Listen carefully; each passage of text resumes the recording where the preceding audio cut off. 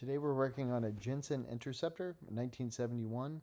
We're going to do a Torque Flight 727 transmission fluid change.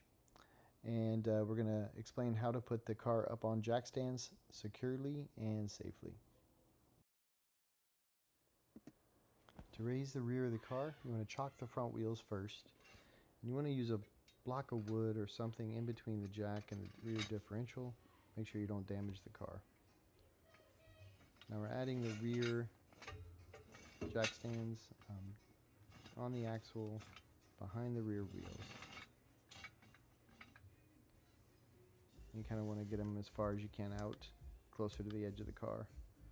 Make sure you're not crimping any brake lines or hitting any connectors near the axle or rubbing up against the exhaust lines. And then we're going to place the other jack on the opposite side the exact same way.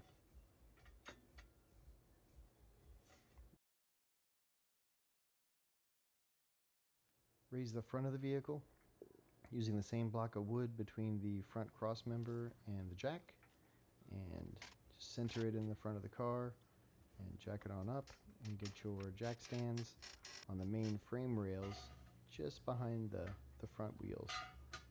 See the positioning on the side,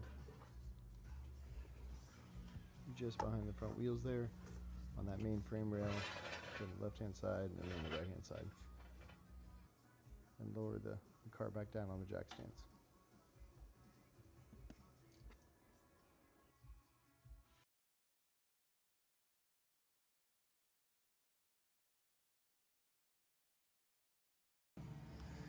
Alright, so we got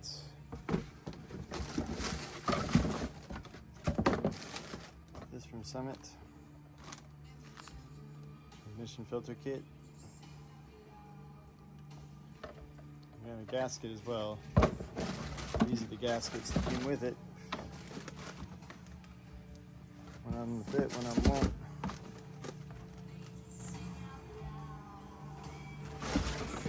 Then I got this one, a recommendation from one of the guys on the forum.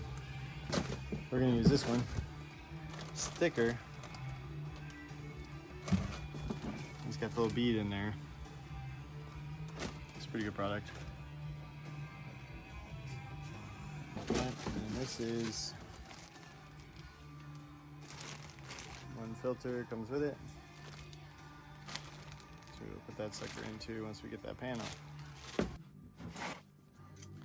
Here we're removing the transmission pan. Use a 1/2-inch wrench and go around and just loosen up every one of those bolts. You don't want to take off the bolts.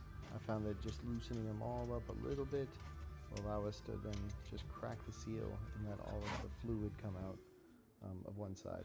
So I just loosen them all up just a little bit, and then loosen the ones up in the corner where I want to kind of have the fluid come out a little bit more, and then use that screwdriver to pry it open a little bit and have that fluid just drain into your pan.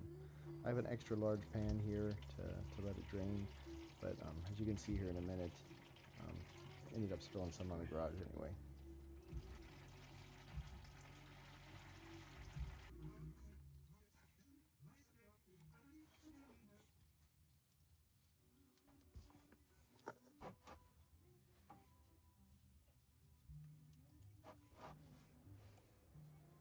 So once we get all the screws off, the pan actually still was stuck to the transmission, and so we needed to kind of pry it off a little bit.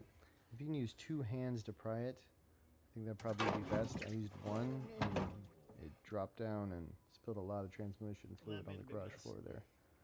So think about that. Now we're removing the transmission filter.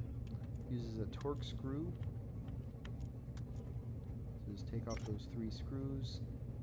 Just got them loose with a screwdriver and then took them off by hand. And the filter comes right off.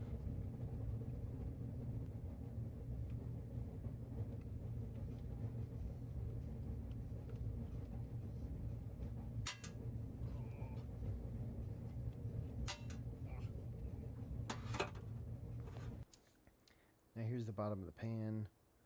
had quite a bit of like sludge and little metal shavings. There was a few kind of big chunks of metal in there.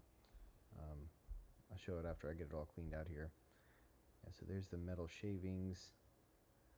Kind of move them around. There's a couple relatively big pieces and then a couple little shaved pieces. The filter was quite heavy. I don't know if that was just fluid or if it was like some metal in there as well. But we scrubbed the pan pretty good, got it super clean, ready to reinstall.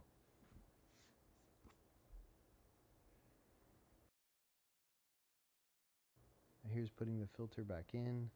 I got the screws back where they were, just so I didn't forget where they went. There's a lot of little holes in the bottom of the transmission.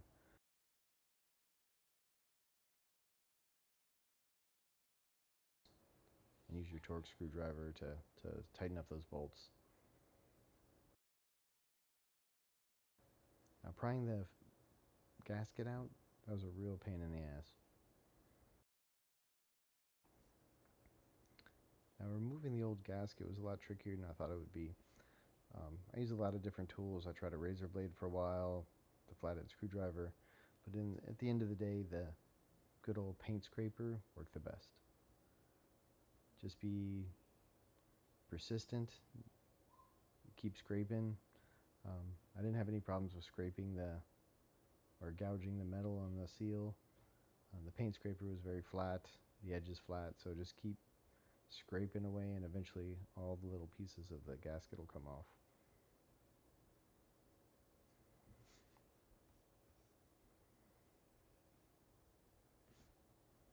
I think I probably worked on just getting the gasket removed for at least a half an hour with different tools. I almost pulled the Dremel out and started sanding it off, but eventually that paint scraper did the job, got it all super clean. Now once the gasket was all removed, it was time to put the new gasket and the new clean pan, not a new pan, but a nice clean pan back up. So just place it up, put one bolt in one corner first, and then the opposite corner, put it in there as well. Do not tighten any of them yet. Get them all hand tight, and then with your 1/2 inch wrench, go ahead and start tightening them down a little bit more. If you have an impact wrench, you want to tighten to 12 foot-pounds of torque. I didn't have one, so I kind of just winged it. You don't want to over tighten it because you can bend your pan.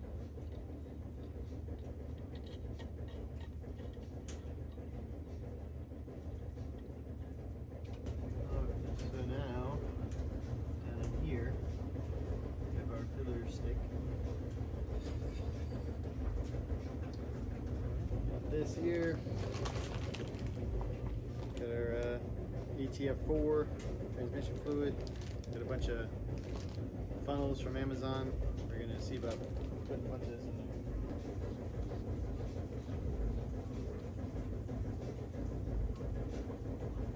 That works.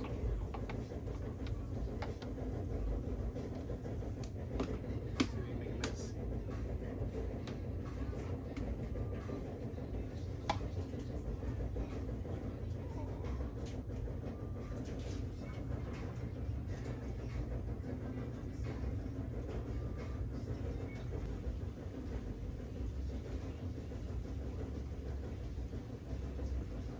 After putting about 4 quarts in, we looked at the bottom, make sure there's no leaks, and everything looked really secure.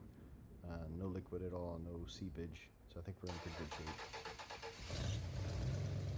After you've checked for leaks and there's no leaks, you go ahead and start the car, get it running, and then shift through all of the different gears, and then put it into neutral, and then check your dipstick again, make sure your level's right at where it needs to be.